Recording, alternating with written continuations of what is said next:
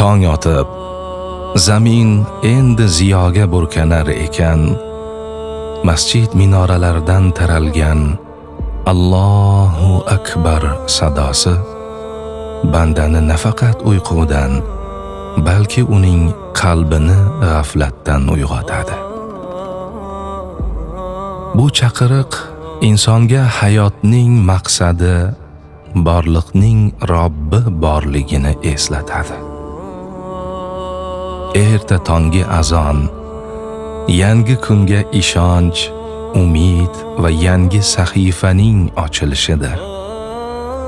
U insonni turmush tashvishlaridan uzib, tinchlikka, xotirjamlikka chorlaydi. Shu bois azon tinglaganda har bir iymon ahlining qalbi va ruhi sururga to'ladi. Inson dunyoga kelar ekan, qulog'iga avval azon, so'ng iqomat aytiladi. Bu yangi tug'ilgan jonga ilk hadya qilingan nurdir. Azon musulmonlarni birlashtiradi. Ularni bir maqsad sari yetaklaydi, jamiyat a'zolarining o'zaro hamjihatligini ta'minlaydi. Qolaversa azon balo ofatlarni aritadi, baraka keltiradi, dardlarga shifo bo'ladi. Muhaddis Imom Bazzor qilgan rivoyatda Payg'ambarimiz alayhissalomga azonni Isro kechasida ko'rsatilgani va 7 osmonning ustidan eshitganlari haqida so'z boradi. Yer yuzida 1440 daqiqa yoki 24 soat to'xtamasdan takrorlanib turadigan yagona sas azon ovozidir. Islomning boshlang'ich davrlarida namoz vaqti kirganida musulmonlarni jamoat namoziga chaqirish masalasi juda qiyin edi. Mo'minlar masjidga erta kelib, namoz vaqtini kutishga majbur bo'lishardi yoki ba'zan jamoat namozidan mahrum bo'lishardi. Shuning uchun Rasululloh sallallohu alayhi va sallam bu muammoni hal qilish uchun sahobalari bilan maslahatlashdilar. Ba'zi sahobalar olov yoqishni taklif qilishdi, boshqalar karnay chalish yoki qo'ng'iroq chalishni taklif etdilar. Lekin bu amallar nasroniylar va otashparastlarning odatlariga o'xshab ketgani uchun payg'ambarimiz bunga rozi bo'lmadilar. Keyinchalik Abdulloh ibn Zayd roziyallohu anhu bir kecha tushida azonning kalimalarini o'rganganlarini ko'rdilar. Bu haqda payg'ambarimizga xabar berganlarida u zot sallallohu alayhi va sallam Alloh senga yaxshilikni ko'rsatibdi. Me'rojga chiqqanimda bir farishta shunday azon aytganini ko'rgan edim. Bu kalimalarni Bilolga o'rgatgin. Uning ovozi senikidan balandroq dedilar. Shu tariqa Bilol ibn Raboh roziyallohu anhuga azon kalimalari o'rgatildi va u birinchi bo'lib azon aytishni boshladi.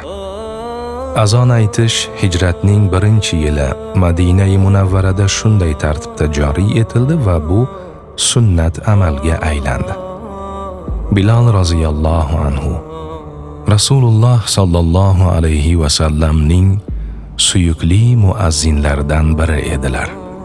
Ammo Nabiy alayhissalom vafot etganlaridan keyin Bilol azon ayta olmay qoldilar. Chunki Muhammadur Rasululloh degan kalima qalbini titratar, ko'zlarini yoshga to'ldirardi. Madinada Bilol roziyallohu anhu siz azon yangray boshladi. Bilol roziyallohu anhu esa yuragini ezayotgan sog'inchni yengolmay shaharni tark qildilar. Chunki Madinaning har bir burchagi u zotga Rasululloh alayhissalomni eslatardi.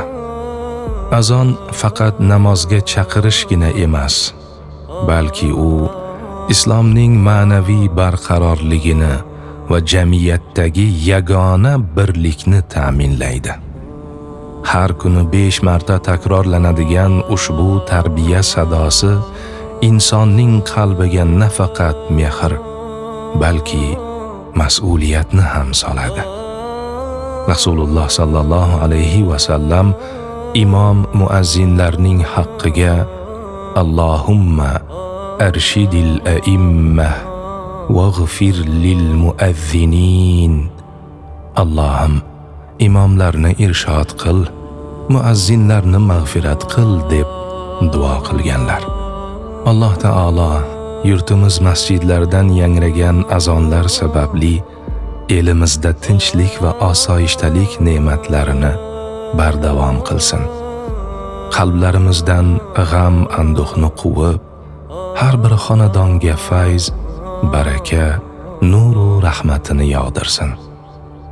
Kelajak avlodlarimizga ham azon sadolari bilan ulg'ayish va butun umri davomida bu chaqiriqqa munosib javob berish sharafini nasib etsin.